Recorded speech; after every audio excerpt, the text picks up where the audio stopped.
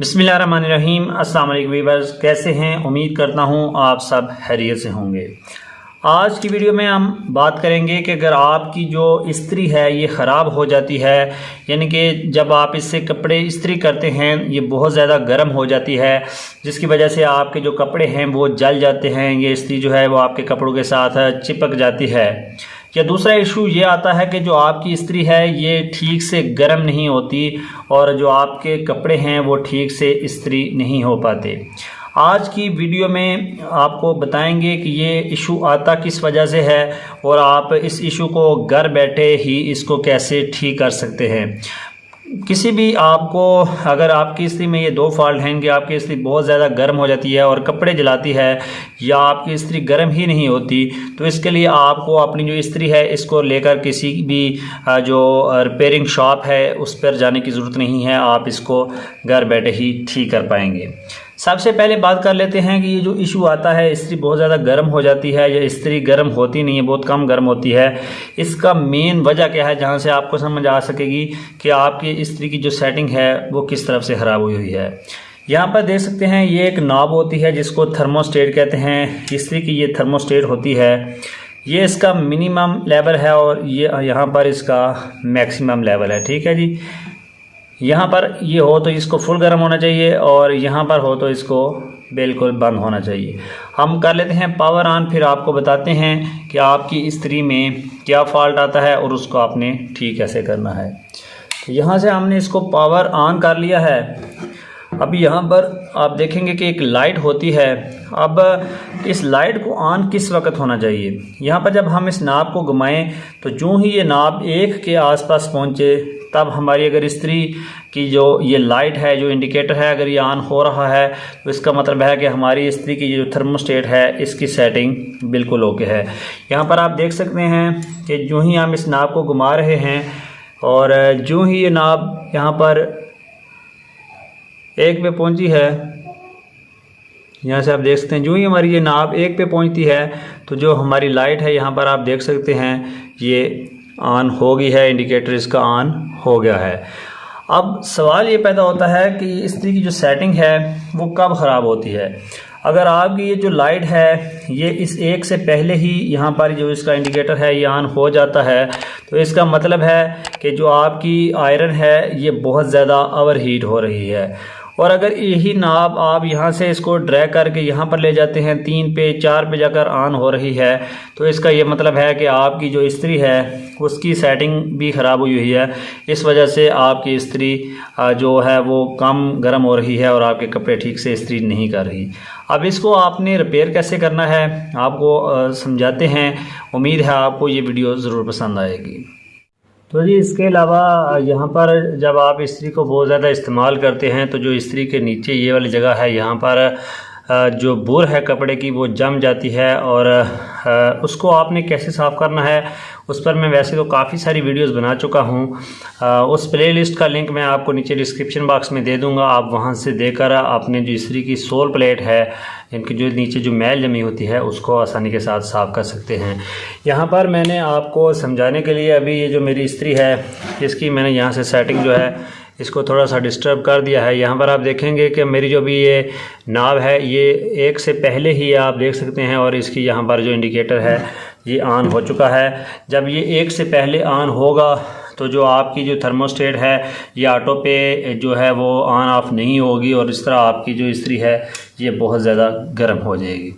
अब बात यह है कि आपने इसको रिपेयर कैसे करना है। यहाँ पर आपकी जो इस्त्री है यहाँ पर एक प्लेट लगी होती है, पतरी नुमा छोटी सी प्लेट होती है जिस पर कपड़े की जो नंबर लिखे होते हैं कि कौन से कपड़े को कितने नंबर पे रखकर इस्त्री करना है। आप कोई सा भी एक पेचकस ले लें और यहाँ से साइड से आप पेचकस को यहाँ से आप डालकर यहाँ से ऊपर क्लिक करेंगे, ऊपर की जाना प्रेस करेंगे तो ये जो आपकी पतरी है ये ऊपर आसानी के साथ उठ जाएगी। ठीक है, अब आपने इस्त्री की सेटिंग कैसे करनी है इसके लिए यहाँ पर अगर आप देख सकें तो इस्त्री के अंदर यहाँ पर आपको एक पेच नज़र आ रहा होगा, एक स्क्रू नज़र आ रहा होगा। ये स्क्रू ही है जिसकी मदद से आपकी इस्त्री की जो थर्मोस्टेट की सेटिंग है ये कम या ज़्यादा हो सकती है। तो यहाँ पर आपने इसकी सेटिंग करने के लिए देखें अभी यहाँ पर जो कि ये पहले ही ऑन होगी है, तो हम इसको यहाँ पर 1 पर ले जाएंगे, ठीक है। और 1 पर ले जाने के बाद आपने जो आपका स्क्रू है इसको आपने टाइट करना है। टाइट करते हुए आपने एक केयर करनी है, एक एहतियात करनी है कि जो आपका हाथ है वो इस नीचे वाले हिस्से पर बिल्कुल टच ना हो, वरना आपको अच्छा खासा शॉक लग सकता है। तो यहाँ से मैं इसको टाइट करता हूँ।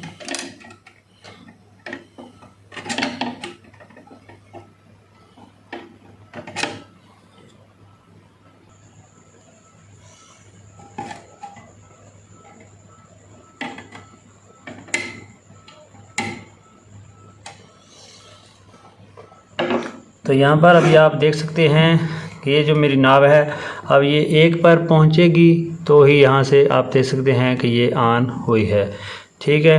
1 से अगर ये पहले रहेगी तो ये ऑफ़ हो जाएगी, और अगर 1 के बाद जाएगी तो ये ऑन हो जाएगी।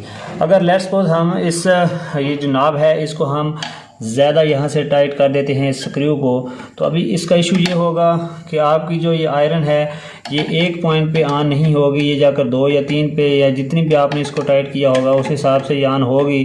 तो आपकी जो इस्त्री है ये ठीक से गर्म नहीं होगी और आपके कपड़े इस्त्री नहीं ठीक से होंगे।